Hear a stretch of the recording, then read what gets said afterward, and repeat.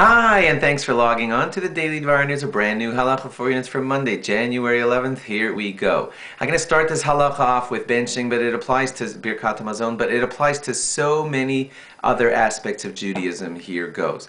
The halacha is that when you are saying Birkat Hamazon, benching, it's going to sound like so simple. You're supposed to be focused on benching. Sounds crazy to say it, right? But the reason it needs to be said is because so many people aren't focused on Birkat Hamazon while they're saying it. I mention it because you're at the table, you're saying the final blessing after the meal, and you're doing stuff. It's people look around the table. People are doing it all the time.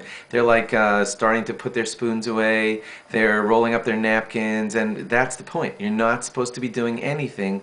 Well, imagine going into a king, talking to the king about something very important, and texting at the same time. And if the king would say to you, "What are you doing? I thought you were talking to me." You're like, "Well, I'm actually texting something that you need, Your Majesty, for..."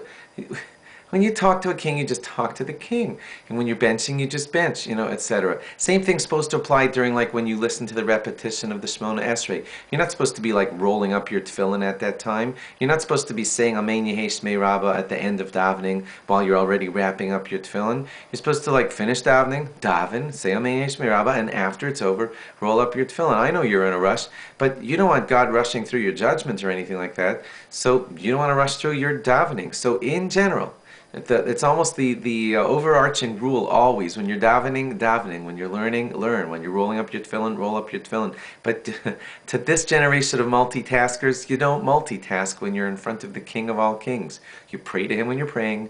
You learn His Torah when you're learning His Torah. We're all guilty of this at some level, and we should work on getting much better at this, because the best way to honor a king is to focus on what you're saying to him when you're saying it to him. Thanks for logging on. Log on again tomorrow for more. Bye-bye.